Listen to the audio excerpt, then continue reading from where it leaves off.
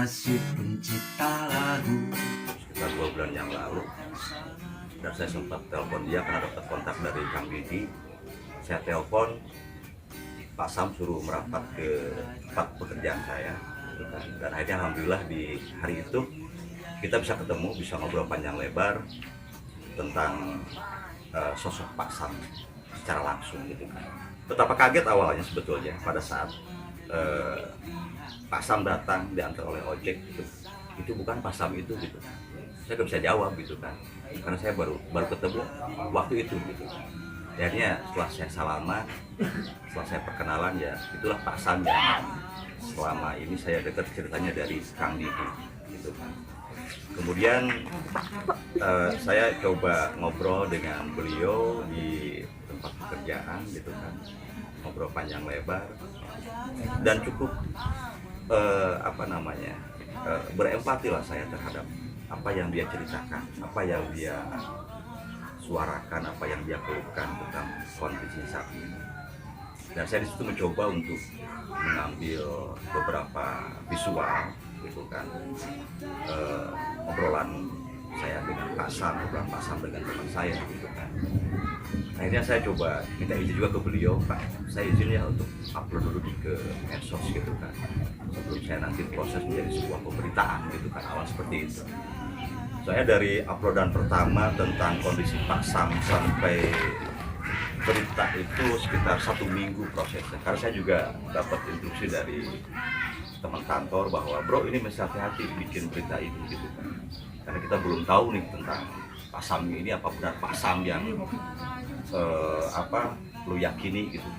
Akhirnya proses pencarian jati diri Pak Sam sampai saya ke rumahnya, ya disitulah saya mulai berani untuk menulis tentang sebuah berita gitu kan, berita tentang nasib ataupun nasib pilu seorang pencipta lagu gitu kan. Itu berita pertama yang saya bikin di salah satu media lokal Sukabumi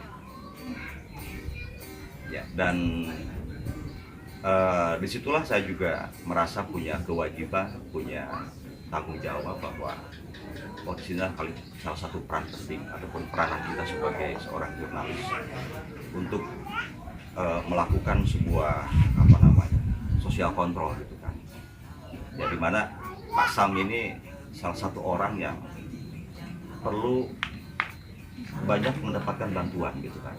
Tidak hanya dari saya pribadi sebagai seorang yang biasa berkecimpung di lapangan, tapi juga pihak-pihak yang alhamdulillah sih pada prosesnya banyak sekali pihak-pihak yang akhirnya mereka dengan sadar sendirinya, termasuk juga 20 pengacara yang mendampingi kasus Pak Sam saat ini ya, karena itu kebetulan juga teman dekat saya gitu kan.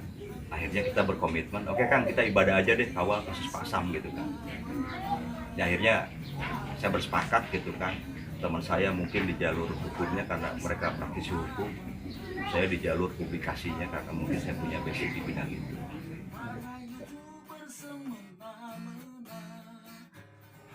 Informasi terakhir yang saya dapat dari pengacara Pak Sam, saat ini beliau lagi membuat sebuah ajuan atau surat kepada Ketua DPRD Kabupaten Sukabumi dan Bupati Sukabumi untuk dukungan dan perlindungan hukum atas Pak Sam Permana, bahwa 9 bintang N14 yang jadi kuasa hukum Pak Sam sudah melakukan beberapa komunikasi dan konsolidasi dengan beberapa pihak yang dianggapnya sudah menggunakan karya-karya Pak Sam yang sifatnya itu company.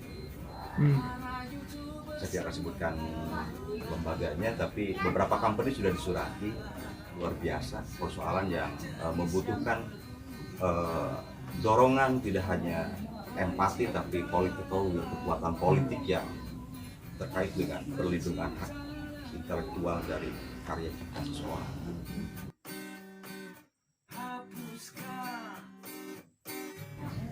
Sebuah kebanggaan sebetulnya. Ada kebanggaan lain dari seorang jurnalis, barangkali nih setelah saya lah sebagai jurnalis yang masih bau kencur dibandingkan dengan teman-teman jurnalis yang sudah alang melintang di berbagai media. Tapi rasa-rasanya kebanggaan seorang jurnalis adalah tadi itu, dia bisa memerankan fungsinya, gitu kan, memerankan profesinya, termasuk ya seperti halnya bagaimana Pak Sam yang tadinya tidak dikenal, yang tadinya orang memandang sebelah mata, puntenlah dalam tanda kutip banyak orang yang menganggap dia sebagai ABCD lah, gitu kan. Nggak apa-apa disebut aja Sebutin aja. sebagai apa? Ya misalkan sebagai pemulung, satu judgement dari masyarakat yang nggak salah sih sebetulnya jika melihat performa dia saat itu. Akhirnya mendorong saya menjadi seorang yang ya cukup bangga lah. Masa alhamdulillah sekarang sampai berbagai pihak, mulai dari Muspida gitu kan, kemudian para pegiat sosial, banyak lah, saya tidak bisa sebutkan karena juga saya tidak tahu kan kedatangan mereka ke Pak Sam, teman-teman media juga lokal nasional gitu kan, untuk membantu mengeksplor ataupun mengekspos Pak Sam. Dan alhamdulillah sih saya juga bersyukur, terima kasih ke teman-teman yang udah membantu Pak Sam selama ini. Dan itu mudah-mudahan menjadi ladang ibadah kita sebagai jurnalis gitu kan. Seorang yang kayak Pak Sam ini tidak layak hidup seperti saat ini. Jika sebuah payung hukum haki ataupun hak atas intelektual karya cipta seseorang ini ditegakkan sebagaimana mestinya. Saya berharap kepada siapapun yang punya karya cipta, lagu ataupun profesi di bidang musik, ya, pelaku seni lah intinya, jangan berhenti untuk berkarya, ya. Jangan berhenti untuk terus kita menyampaikan apa yang menjadi kelebihan kita sebagai pencipta lagu. Sekalipun kondisinya pencipta lagu mungkin tak sehebat para penyanyi, ya, tak sehebat para produser, tak sehebat para label gitu kan. Artinya secara royaltinya, secara materinya, intinya semoga kasus Pak Sam ini bisa menginspirasi teman-teman pencipta lagu yang lainnya, bahwa Anda itu punya hak yang semestinya lebih layak dihargai.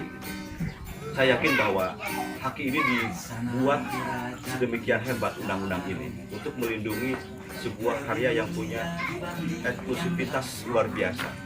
Itu kan mungkin. Akan sama dengan negeri hamba, di sana derajat penciptaku lebih mulia dibanding yang lain. Hapuskan